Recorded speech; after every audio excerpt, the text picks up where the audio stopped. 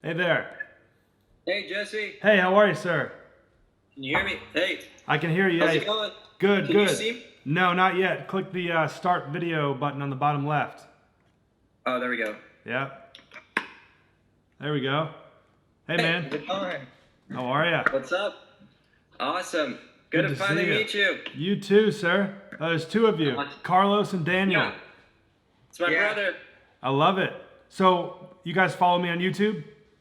Yeah, I follow you on YouTube. And Watched a good amount of your stuff. You have a contracting company, or what's the story?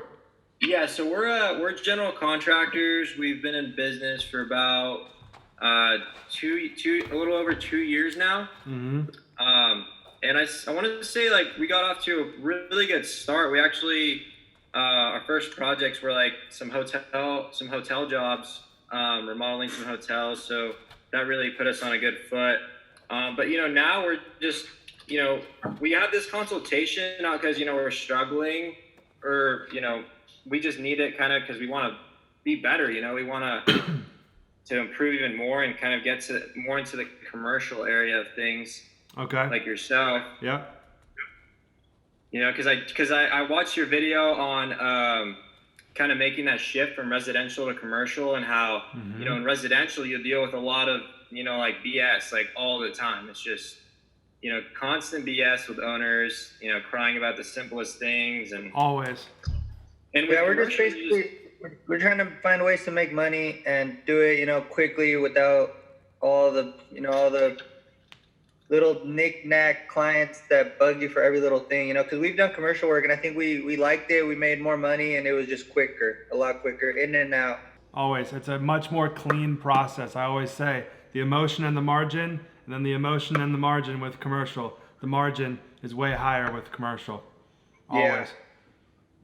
You're not in people's, you heard me say it, you're not in people's personal space ripping apart their kitchen and they're hangry the whole time, Yeah. Yeah, of course. So, Exactly. Yep. You're dealing with Got it. So a business we have owner. a list of questions here. We're just hoping to maybe try to get out of the way. Mm-hmm. So, like one of the first questions is what does your bid process look like? Because I feel like our bid process might be taking too long. Like I feel like I don't know if we're doing it right?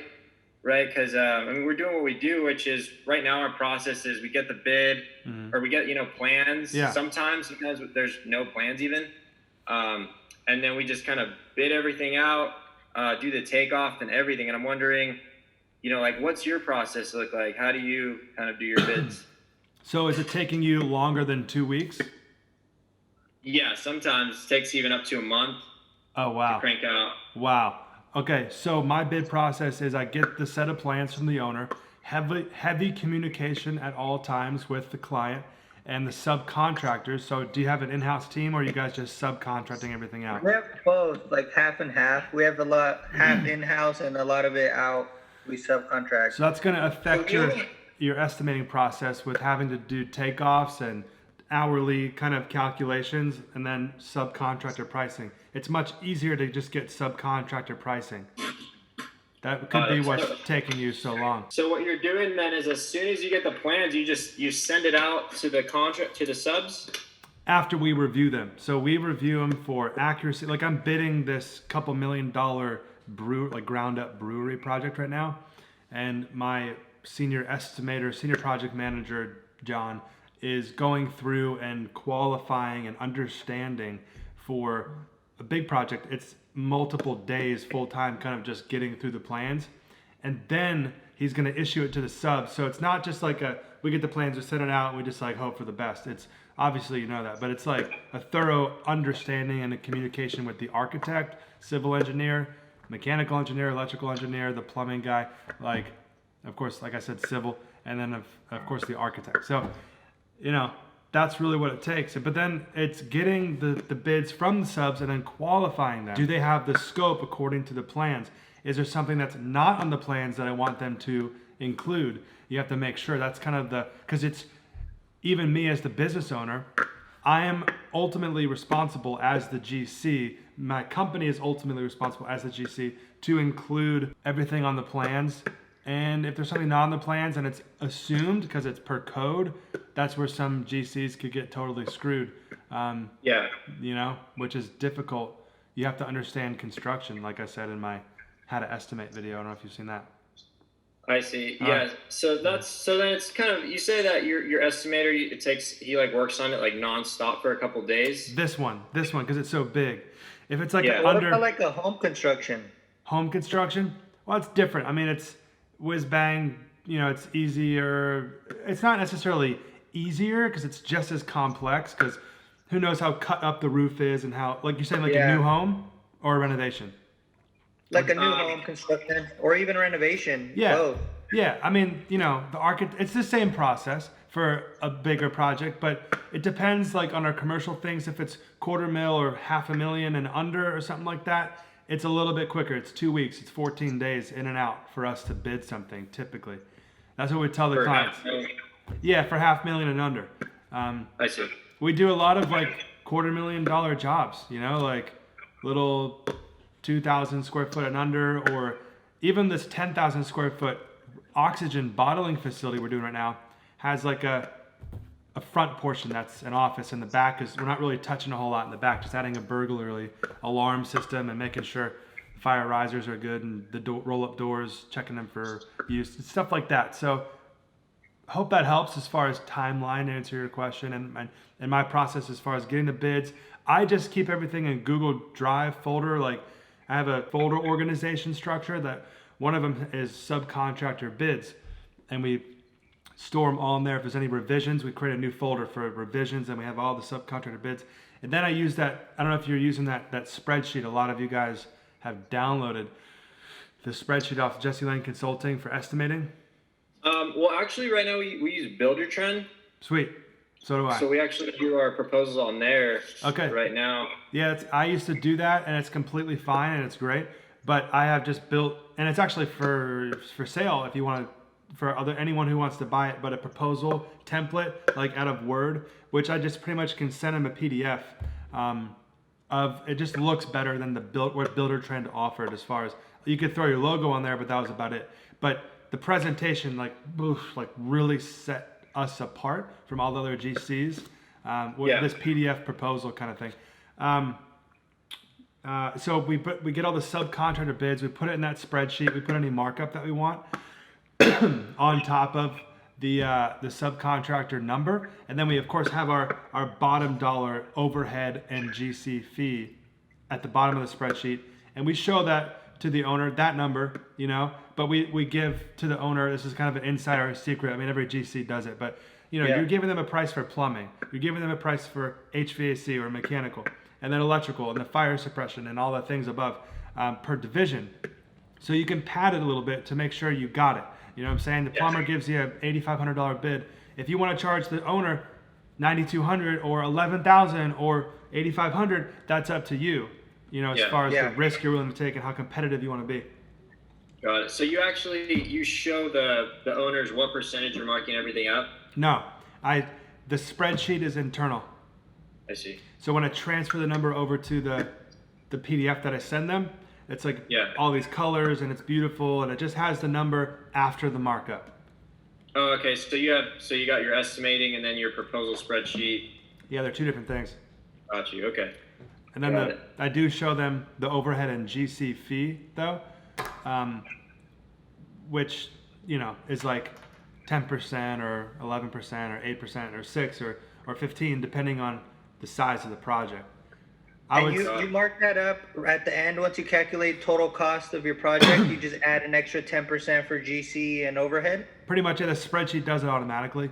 It's just you just change the markup number that you want, and the spreadsheet actually tells you what your margin is, because your markup and margin are different. Because it's, you know, you'll watch my video on net profit. I think one of my videos explains the net profit. You know, markup versus margin. Yeah, but so yeah, the spreadsheet does that, and then I show them that markup number. You know, that's what they see. But like I said, you have some padding up there, which then that's kind of what we do right now. We get the bid, we add like an extra 10% on top of it, and just for some cushion, like you said, but we try to keep it very minimum, and I think Yeah. that's helping us get that competitive edge where we're getting projects. But we're seeing we're not making much profit. We're not making a lot of profit in these So projects. your problem is potentially the mindset of being real busy, making no money. Yeah. So I would rather be less busy and make more money. Yeah. So like have less jobs, less projects, but Yeah. make them more profitable. Everyone's volume hungry, and that's not a good thing. I'm saying GCs can fall into that trap. Yeah. Oh, I did $1 million last year, or I did 10 million, or I did 50 million, or whatever. I don't care what was your net, you know? Yeah. Because What'd you keep? what'd you keep? There's a difference between gross profit. There's gross sales, gross profit, and then your net profit. Your gross sales, say you did $1 million, or say you did 10 million, but then your cost of goods sold brings you down. You know, you spent $8 million in cost of goods sold, which is the dollars it takes to get your job done. Dumpsters, Yeah. subcontractors, your in-house labor, everything that goes to the job costing. And then you have your gross, that's your gross profit, right? But then you have to take out all of your overhead. So your gas, your truck payment, your things that don't really go to a job, your office if you have one, hopefully not. I'm actually realizing after this pandemic, who needs an office? We have Zoom. We're on the Zoom call right now, you know? And so I'm actually doing a lot of that, like with Builder Trend, my project, let me finish my first statement. After overhead, then that's your net profit. You understand that, just to wrap that up. But my project managers, we're on the phone and we're like, hey, look at purchase order number 29 versus purchase order 7. You know, that on this oxygen job, and you know the sub needs to do this, and we can write a comment on the purchase order or on a change order or on a daily log. We can write comments and all that. There's a string, and once the owner buys in to using Builder Trend, it's a beautiful world. Everything can just be done from your phone, from the computer. Yeah. So hopefully you guys are. So another question we had was, how do you stay really organized and on top of everything to be like a contractor that people want to come back and work with, you know, or refer you to? Because we've noticed a lot of the time we're having issues with either like communication or just executing things effectively. Like sometimes we'll have a delay in certain things, but how do you stay on top of everything and organized? Using an app like Builder Trend, or even just organizing everything in Google Drive the same way, and then telling your team, this is how I want it done. I think the biggest answer to your question would be clarity and vision. So you as the owner, are you guys like joint owners or? Yeah. Okay. So you guys need to even get together. Like for me, I'm just the only owner. So I'm like always in my head about, like, for example, my receipt process. Like someone goes to, you know, they have a receipt at, that's just a piece of mail, just using an example, but Home Depot or Lowe's or the drywall place. And ultimately, they need to send a receipt. So I said, okay, send it to this email address. You know, I don't want to say it because I don't want people blowing it up. But you know, so they send it, but then I tell them I want the dollar amount first, what it was, and what job it went to. That's it. And just attach the photo of the receipt. And it would everyone would do it backwards, and they're doing it quick on their phone. And I'm like, all right, this is actually this week. I made a whole form on I built a whole internal website that is password protected and only employees have access. And it has on the top, project manager, estimator, you know, superintendent, bookkeeper, every division in our company, every position. And then I had like a general tab, and I put receipts, and I built a form. So it's like dollar amount, all the things, what it was, the vendor, what job did it go to, all these things. And then I had to custom embed a code into the header globally onto our Squarespace website, which is our internal, to add a upload form. So I might make a training on how to do that. Honestly, I should make a note, make a training. Yeah, so that's one of the problems we're having right now with receipts, and we're like, okay, like he does it one way, I get receipts, and then our dad, he's a part owner too, but he'll come in and just stack a whole bunch of receipts in the office. That's horrible. And it's like, and he's not very tech savvy, so it's kind of like, well, what do we do? Because this is what you do. I will make a video about how to do this, because I think that a lot of people would really benefit from Yeah. that. And it goes, you can tell it which email you want it to go to. So I use the same email, and then it ultimately just goes in it. Everyone's doing it the same. Boom, boom, boom, boom, boom, boom, boom. And And who filters through these? Who gets them My organized bookkeeper. or calculates these expenses it for goes you? straight to the, I gave the bookkeeper access to that email domain. So the bookkeeper organizes all your receipts and puts them in each project. Yeah, it pretty much goes. QuickBooks Online links to Buildertrend. They're two web apps, so they talk to each other. So all the receipts go into QuickBooks, and Buildertrend picks up on it now. It's a new integration actually, where it used to be only the reverse, but now they talk both ways over the web, and it goes straight to the budget of that project. Oh, okay. Cool. Yeah, it's So pretty why don't, streamlined. do you know if there's a because do you know that QuickBooks has a feature where you can upload the receipts? Yeah, I've seen that. Do you guys use that? Yeah, so that's kind of what we use now is that receipt feature. We Yep. just kind of snap a picture of the receipt, and on the receipt itself, we try to either get a PO name like from the store. We'll just tell them to put a job name. Yep. Or we'll write one on the receipt itself. Yep. And that way, I mean, I don't know if that's more effective than like So starting. the reason, because I have like a little bit under like 10, sometimes 10 employees working for me, like just managing projects, and sometimes like interns will be like putting the receipts in or whatever. I'd rather one person that I trust be responsible for putting it in QuickBooks Oh, I see. officially. So it's like, if it doesn't really make sense, my John Crenshaw, my bookkeeper, is gonna like know whether or not it's good. I'm not gonna have everyone putting Uploading it in receipts. QuickBooks, yeah, or have access to that. So just one person upload receipts. That's, well, one person inputting the data into QuickBooks. Everyone whoever makes the expense can send in the receipts to your email domain, or however you want to send it in. There's like Hubzu, or like there's all kinds of apps that you could use that like host it. But to So me, for example, would you say this is a good idea for us? Like we have like me, him, and my dad. We're all project managers, basically. We are superintendent project managers, and we all sometimes go to the store and get receipts. So would it be a good idea to take a picture of it, upload it to the email, send it to the admin, and then have her upload it into QuickBooks, every receipt that comes in, and that way she stays on track of all these expenses? that's what I do. Yeah. Okay. I would give Yeah, you. because that's kind of what we were doing, but the only thing was like he was doing it differently. He was uploading them on QuickBooks himself, and I was just stacking all the receipts for the admin. I was like, here, deal with this. Like, here's the project, here's what they go to, file them. Right, which is ultimately what I'm recommending, but just digitally. So there's actually a paper trail, not just you physically handing it to her on her desk and it gets jumbled up. Oh, that's why you email them. Yeah, because then I can go back like and look at that email inbox, receipts at your company or whatever, and then that's it. It's like they're all there, boom, and you can search by the dollar amount in Gmail. You can search any mail platform, Outlook, Apple Mail, You whatever. recommend that we kind of then maybe stick with what we're doing, because with QuickBooks, what we do is I just open up the QuickBooks app, Yeah. and like right after I make a purchase, I have the receipt in my hand, and sometimes I'll even take a picture of it like on the conveyor belt, like Right. at the store. I'll just snap a picture and it automatically uploads to QuickBooks. But you're the owner, Yeah. so you're the only one that's gonna have access to do that, right? Well, I think you can grant access to other people, like you Okay. can grant access to other users. For just the receipt function. Yeah, for just the receipt function. Okay, well, yeah, if you want to do it that way, that's great. But sometimes the only caveat, and go for it, but would be not everyone knows how to job cost, you know, See. and they're going to account for the wrong job by accident, and you're never going to be able to catch it. Got it. Okay. You are. So I guess that brings up.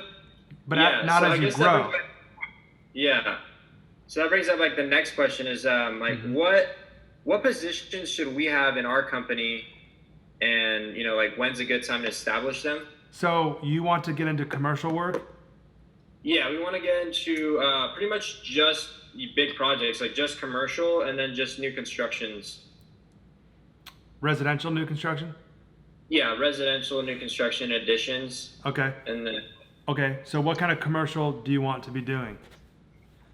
I mean, preferably, I mean, I'm not really specific, but like, you know, luxury remodels, hotels, or I think it'd be wineries for us because we're in a wine region, so we really would like to start building wineries. That'd be the commercial job, Okay. and they're multi-million-dollar projects. Like ground up kind of. Yeah, Okay. So yeah, like where you might have you ever done commercial work like tenant improvements or anything like yeah, that? yeah. We Cool. remodeled a couple hotels. Okay. But not actively managed it. We just came in and did the work. Well, But we hotel- weren't like in charge of the contracts and all that. Got it. Yeah. So We got yeah, contract out. I would start small if you've never really done like a tenant improvement or anything like a hotel. If you've never done like a animal clinic or an orthodontics office or an auto place store or a bank or a doctor's office, you know. So that's what I kind of started with. I did a bunch of those kind of smaller things, and then now we're doing this 10,000 square foot oxygen place and a 40,000 square foot auto dealership and these larger kind of renovations. And we're doing a small like 4,000 or 5,000 square foot ground up airplane hangar. We just signed a contract on that a couple of weeks ago. The question was the team that I would recommend would be an estimator. So I don't know if you guys are doing who's estimating, who's project managing, and how many other employees you have. Me and him are basically the estimators, and then we have our dad that's basically on the field all the time and supervising things. Or So he's running around all the jobs, just kind of making sure. Yeah, running around and Superintendent. Yeah. Yeah. So it's just you three. Yeah. Okay. So that's fine. Keep the overhead costs low, and if you guys know what you're doing as far as estimating, then you want to get the vendors that you need and just start doing it. But you got to get the clients first, right? What's your website? VinoContracting.com. VinoContracting.com. I like that little intro page. Oh, you have a little chat thing here Yeah. Yeah. about got it. us. I'd add a little bit more to your home page, maybe. I don't know if have you seen jlaneconstruction.com? Because it just stops. Like I'm like, okay, well, where do I go? On mine, I have testimonial. It's like a good flow of testimonial videos and pictures of our team and projects we've done and stuff like that. And really, you want to tell people what you do. You want to have it clear what type of contractor you are. On mine, if you see it, commercial general contractor. I see your gallery here. I just clicked on that. Commercial, viewer work, residential. That's good. Commercial, viewer work, hotel room, lobby remodel, renovation. Okay, this is good. There's nothing wrong with this. You guys still there? You froze a little bit. Yeah. Dan- I think Daniel got logged out or something. Unless his computer died or something. Text him or something. Oh, there he is. There he is. Oh, sorry guys. I had to answer that. That was a client. Oh, yeah. Well, actually, a lead. Oh, good. Nice. Yeah. Do So, you get a lot of leads from your website, or how do you find them? we get them through a lot. Honestly, a lot come through Home Advisor. Not actually like the paid ones. Like sometimes they just call us. They saw our profile and they'll just call the business number. Right. That's what that one was. So he said he just saw us on Google and he was Yeah. seeing if we were interested in a project. Okay. Nice. Good. Well, that's good stuff. Your website is fine, but add more about like what you are. Like, be really clear. Be like, boom, this is what we provide. You know, and like I'm a commercial GC, and this is what we do, and I list everything that we do on the very front. Like as soon as you scroll down on my website, Yeah. you see it. All the Yeah, things. I'm looking at it now. Yeah. All the commercial projects that we kind of do. You know. Okay. Looks good. Yeah, it looks really, really good. Okay, yeah, I see. Yeah, we definitely need to revamp our homepage. Yeah. More to your homepage. So you said the best team then would be a project or an estimator. Right. As far as team, yeah, you need a project manager who can estimate. How about that? You can have one guy Okay. in the same. That's like me and him right now. We both do the estimating Sure. and we also run the project. Yeah, that's perfect. That'll work. But and then one of the things we were trying to figure out was what do we do to free up more of our time? And that was like, okay, because he's heavily involved in estimating and so am I. And then we're also running the projects on the side. It's a lot of work, and we'd like to find a way to leverage our time more and be more on working on the business, Yeah, not so much in it. it's up to you which way, but you need to either hire a full-time estimator or a full-time project manager. You know? And then eventually you can hire both, and then you guys will take another step back and manage that. You know what I'm saying? Yeah. But start And that's where with we're one. stuck right now. How do we get to that point where we don't know what to hire first, either the estimator or the project manager? It's completely subjective. I don't have the answer. I don't know the inner workings of your business and what day-to-day looks like. But honestly, I don't know. You Which one know, did you do first, or of those two? well, project manager, but he helps with estimating, you know, and so it's a I can't think of the word, a mixture of a person, you know, type. So he's Use. kind of does half and half. Like he'll do estimating and then he'll Yeah, run the projects like on the spot. like a chameleon. Yeah. Okay. So Got hey, it. That was our suggestion too. We were like, well, that's what we probably need someone that can run the project and do estimates. right. So that's kind of where we're on the same page. So you guys would be like my ultimate best place for me to be as the owner, which I'm not at the top, I'm at the bottom. I'm the most humble, and I'm supporting everyone and giving them everything that they need, you know, and everything's on my shoulders, unfortunately.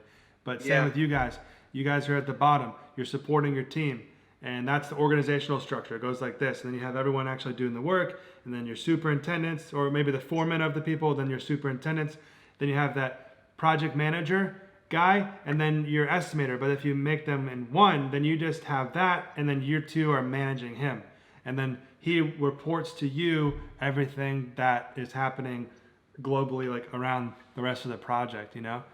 And how do you get your estimator and project manager to kind of just like know your pricing, or how do you charge for things? It depends you have to develop systems, first of all, first answer. Number two, depends what your subcontractor's pricing is and which ones you decide to use and how much markup you decide to put on their numbers.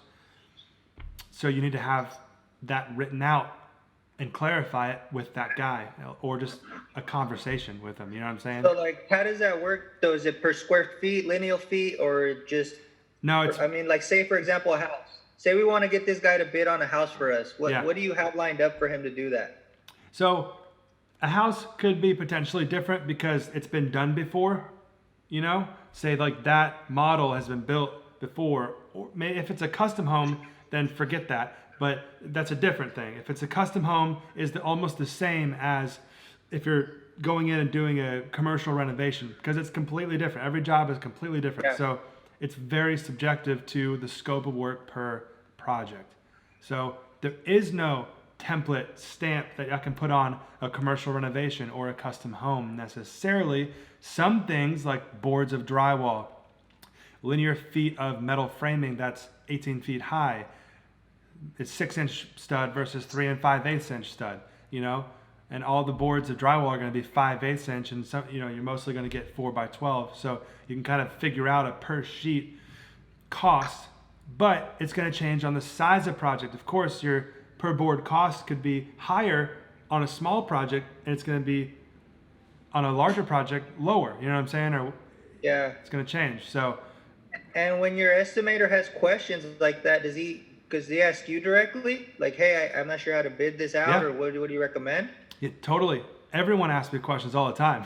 So you have Okay. to be ready as the business owner to, answer those questions and know what the heck you're talking about and what's going on, okay? And if you have no clue what's going on, which hopefully you do, but if you happen to not, stay humble and just say, well, okay, what would you recommend in this situation? And you have to kind of stab at the best answer, 10% of the time when you have no clue what's happening. I would recommend even getting counsel from mentors, on situations like that. If you don't know what's going on, I'm sure your dad knows what's going on some of these things, or Yeah. someone in your life, Yeah. Got it. So hold on, I just want to go back to the whole team. So I just want to make sure what positions we should have. And right now, so you need a estimator, a superintendent, and project when manager. you bring in like an admin and when you bring in like your interns and stuff like that. I would have interns anytime. See, yeah, They're fantastic. $12 an hour, whatever it is, whatever you can work out with them.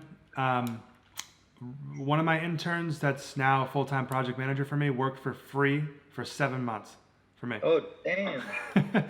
Dedication. Did you have an office when you started having interns, or were you working? So- how did you start? Like, where was your first starting point with interns? With the interns, well, I have a secret that I'll share with you regarding office and office space, but to answer your question, where did I get interns? I didn't have them for the first 2 or 3 years. Okay. Then I started like thinking about, oh, I could help people, and I might have had one like kid that wanted to like learn carpentry or whatever like in the beginning, but the office space is interesting. I 6 years ago, and this whole time, it's a virtual office, and so it's in this beautiful tower, overlooks helicopters, dolphins, and the river. It's beautiful, 8th floor, downtown kind of skyrise thing. And I pay like $300 a month, which is like a day and a half salary for like an admin lady, whatever. They answer all my calls. My business is registered there. All my mail goes there. It's like 7 minutes from my house, and I can pay an extra 10 or 15 bucks an hour to go use a conference room, meet clients, have my whole team go up there, coffee, round table, whiteboards. But I don't go there and work every day.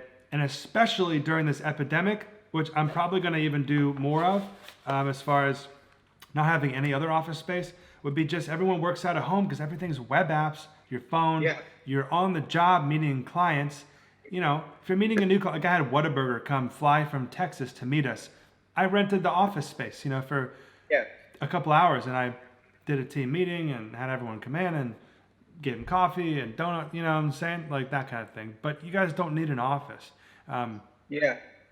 No one needs an office. I mean, if you're doing 50 mil, then and then to answer your admin lady, like I didn't have an admin for the first 4 years of business. Oh. That's the thing, man. Here's the real gold. For the first 3 to 5 years, this is the fail or succeed conundrum, or the key to success is physically being able to not only understand and think about everything, but be a doer. Yeah. If you can't do, unless you're starting with a few $100,000, as far as starting your business, you're not going to succeed if you can't do work accurately and quickly. Figure out, don't be slow, and I'm not saying you guys are, obviously I don't know you or what you do, but I'm sure you're very. How much do you do a year, by the way, like gross sales?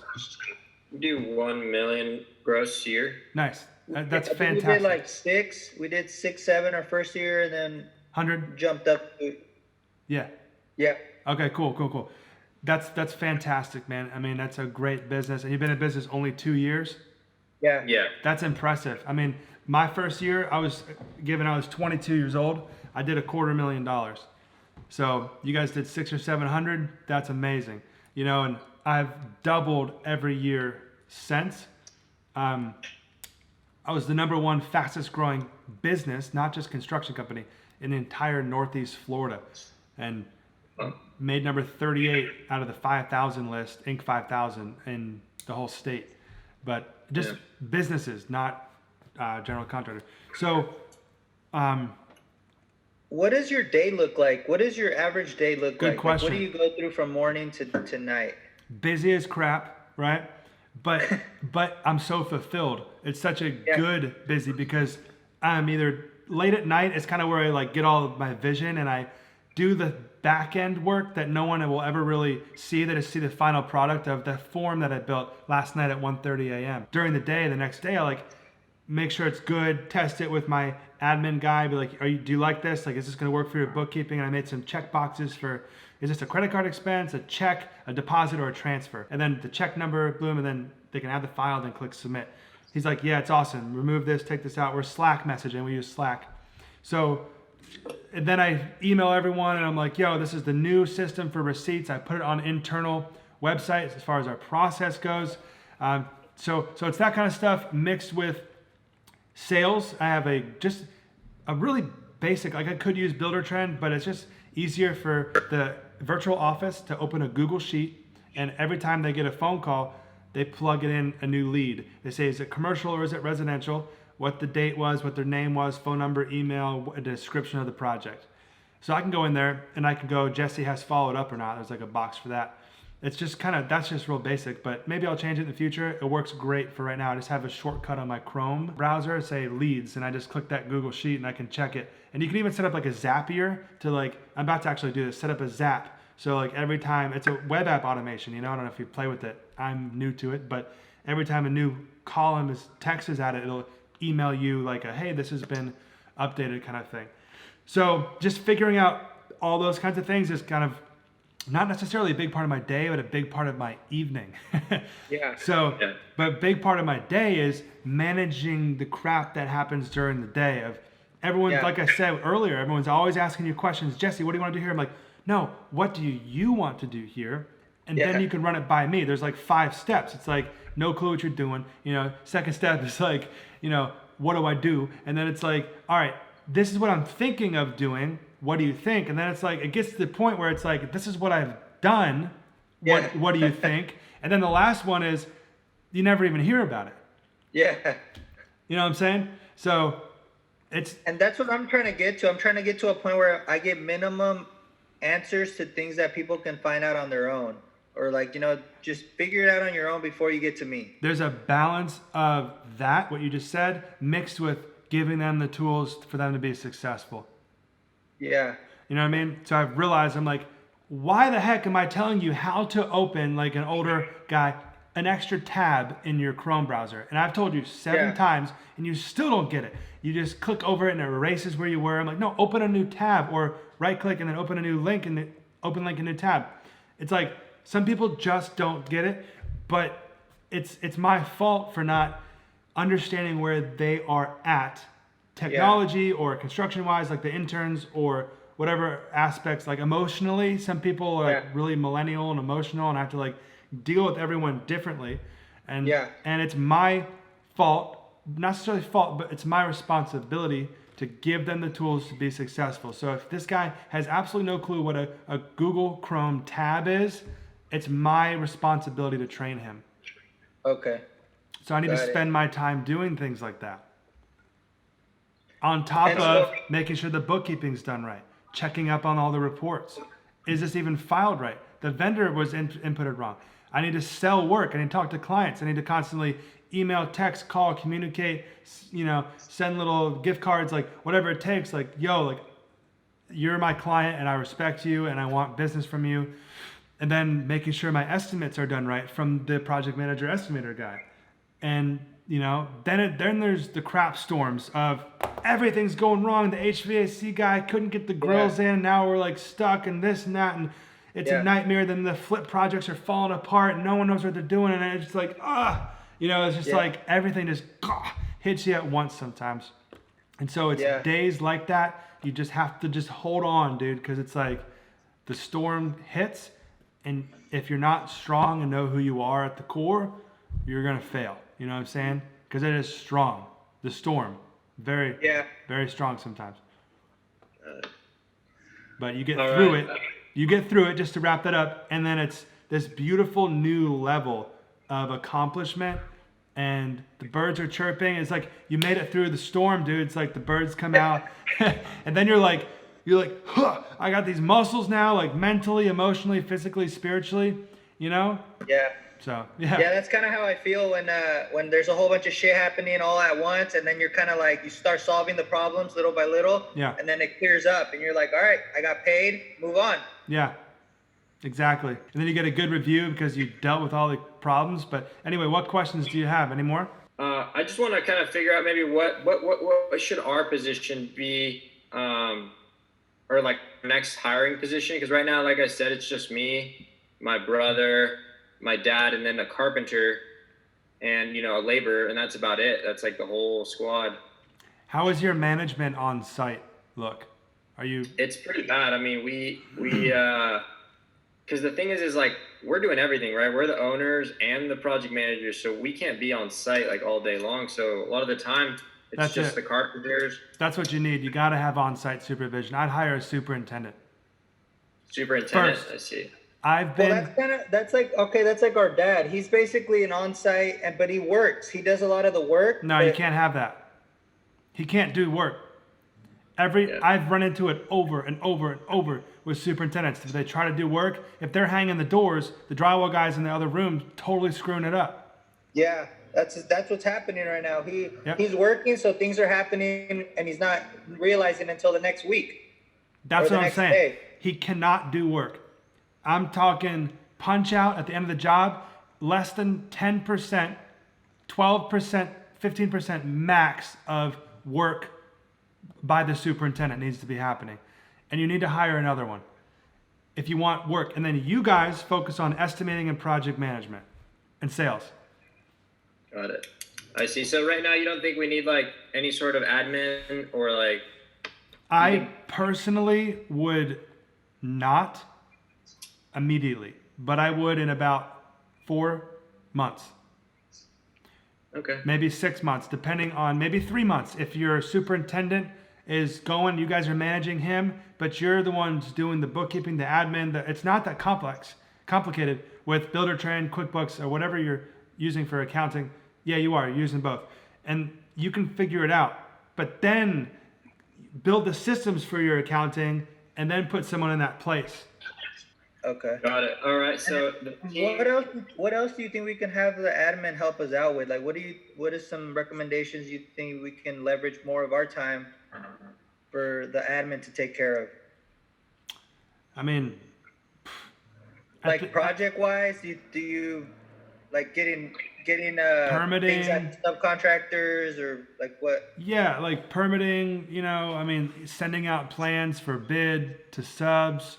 There's options, if you guys are really trying to leverage, or, just put in more hours yourself, or build a system and then leverage it. So there's an option for each little thing of your business. It's kind of like this circle, and like you're in the center, right?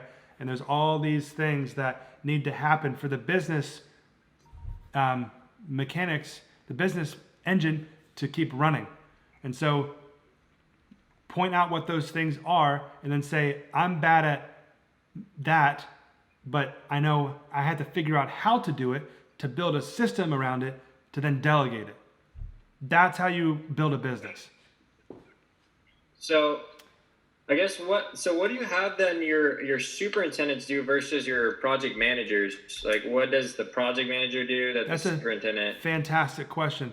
The project manager does a little bit of estimating, but then it's talking to the client, the subs, building the purchase orders, managing the budget, mainly in the office, 85% in the office,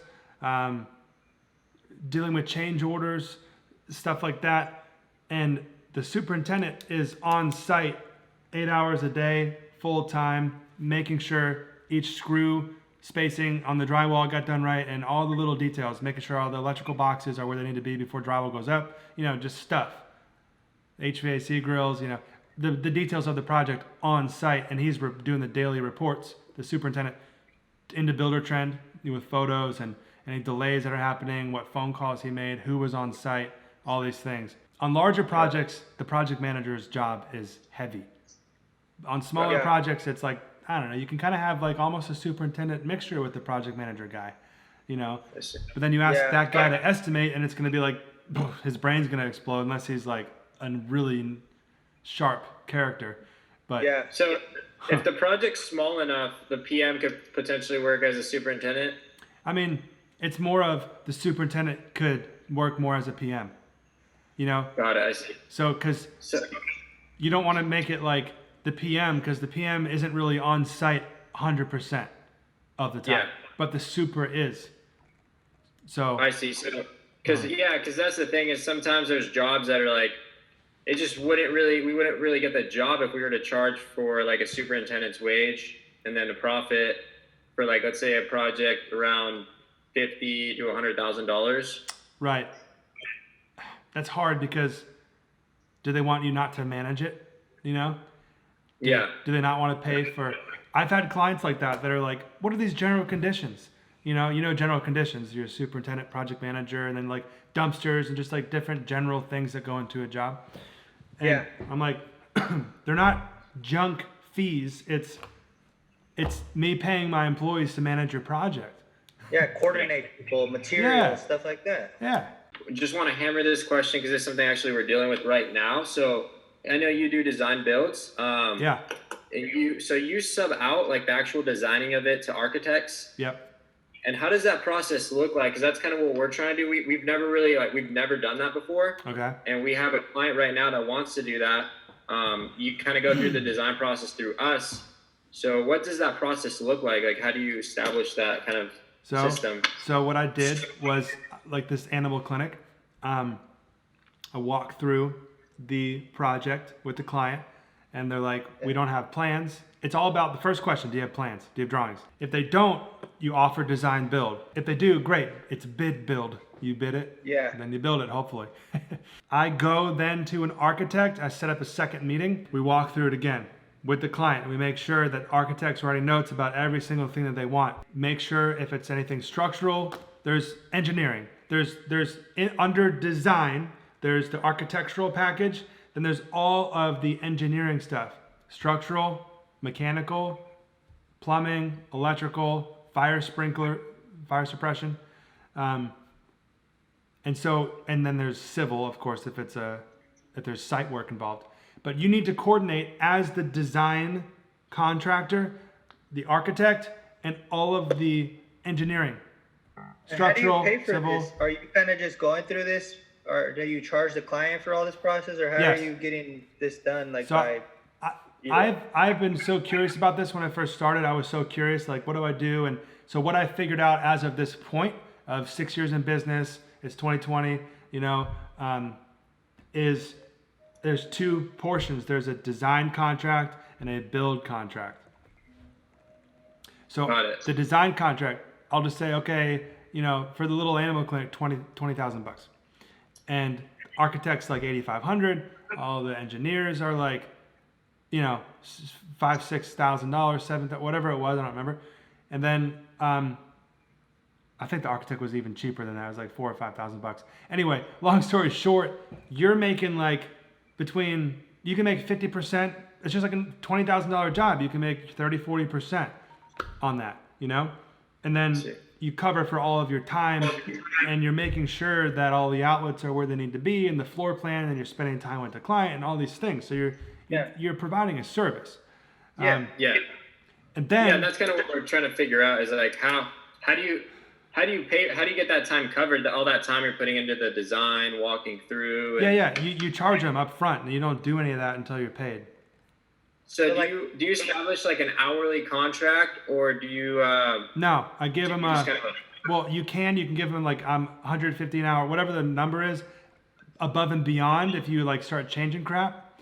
But I'm gonna charge you for a small project. I'm gonna charge you 10 grand or 15 grand or whatever it may be. On a larger thing, maybe it's 80. Right now, I have a design contract on a 2-story, 8,000 square foot ophthalmology office, surgical center, and I think there's 3 phases. The first phase, I'd be careful with my numbers, but it's multiple hundred thousands for just the design.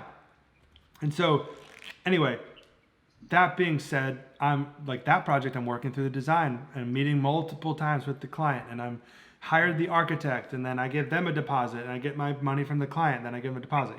Same with the civil engineer, and I'm just dealing with all the parking spaces and the footprint of the building and the layout of the surgical suites and in and out of the building and post-op, pre-op. Got it. Yeah. Okay, perfect. So that was kind of what I was planning on doing, and just charging the client like 15, 20 grand, and I was gonna get them the plans and the structural and everything ready to build. Yeah. And then give them a price on the build. Then you give them a price on the build, and you talk to them about their budget up front or along the design process. Got it. Okay. So is that how you kind of figure out? Like, 'cause I was gonna say, like, how do you figure out what the architect and what the structural engineer is gonna charge you for their design? You get a proposal from them. Oh, I see. Got it. So do you get the details from the client and then convey it to the architect, and then he'll give you a proposal? Yeah. So like on that second walkthrough, you have the architect there, and even the civil engineer, and maybe even your whole team. And then you just make sure that they have all the information. And then same thing with normal GC stuff, making sure all your subs, right, because they're subs to you, have all the scope. So you need to understand, well, this is the phases, and this is the design approach we need to do, and then explain it to the client. Make sure you're not going to lose any money. Have the client sign it. Then you go and sign all your contracts with all of your architects and your civil engineers and all your MEP engineers and structural. Okay, perfect. Yeah. It's good. We're gonna use that. Yeah. All right. So it's a good I mean, it looks like we only have a couple more minutes. I guess I just kind of want to wrap everything up, make sure I got a clear understanding of the questions we did ask. So you kind of recommend us to maybe get a superintendent for just better supervision. Yeah. And then after that, probably estimator / PM, somebody that can kind of do both roles. Yeah, later down the road. You guys can Got do it, that for okay. now, I think. You know, just you need to make sure supervision's done on site, then you need to manage him. Yeah, of course. Yeah. That's kind of where we're getting at. And then the bidding process, so we recommend kind of you send out the plans like as quickly as possible to as many subs. Once after you review them. Yeah, so we review them for accuracy, right? Just Yeah. to make sure that. And then sometimes you can even write a little scope of work for each sub, like plumbing. Like make sure you don't forget about the urinals in this one area, and you know that kind of thing. And then they're gonna bid per plans, you know. Got it. So you asked the subs then to do the whole takeoff for the materials. Yeah. Yep. Got it. Okay. And a lot of GCs will do like blue beam takeoffs and make sure, like, we do that, but just to double check. You know, Yeah. if we see a real high number and, you know, and we can get multiple bids, but we stick with the same electrician, the same plumber we used for years. And they always, if we get other bids, they're always like right below or right in the middle. And, you know, it's just like, we trust them. And then one quick question: do you ever hire other GCs to take on your full projects? Like, say you get a full commercial build, and you're like, I want a GC to run the whole thing. I have a friend in Texas that works like with George W. Bush, and like does real estate investments, and he has this huge general contracting company, and that's literally all he does is hire other GCs, which I don't understand how that works. Because like I'm so like involved with the client, and I have my own project managers, and they wear J Lane Construction shirts, you know. Yeah. And so that's definitely an option. Have I done it? No. Got it. Yeah. I see. All right. And yeah, I think that's a lot of the questions. I mean, I have more questions, but you know, we might have to set up another consultation. No, you're fine, man. Another 5 minutes, man. And by the way, do you guys mind if I share some of this on my YouTube channel? Because this has been amazing. Yeah. Go Sure. ahead. Yeah, go ahead. I love it. I might even put like most of this up there because it's honestly been really quality. Yeah. Yeah. Sweet. Definitely. I appreciate it. Do a little shout out for you guys, man, just so, you know, to make it worth it. Vino General Contracting out of Napa, California. Yeah. That'd be awesome. cool. Nice, man. What's your Instagram? Do you have one? Mine's Carlos Berrigan. Say it again. Carlos N. Berrigan. That's Okay. my Instagram. You don't have like a company one? Yeah. Vino. Yeah, contracting. Cool. Go give them a follow, whoever's watching this. It's been fantastic. You guys are going to rock it. You're going to grow. I actually would love set up another one, you know, in 3 months, 4 months, 6 months, next year. I don't care. In 2 weeks, like whatever you want to do. And I'd love to hear what you've done with what we've talked about. Okay. Definitely. You know? All right, Jesse. I Well, thank you so much. Man. I appreciate appreciate you your time guys. and appreciate the advice. All right. Well, I'll see you next time. Man. Good Thank luck you. out Have a there. good one. See you. Bye.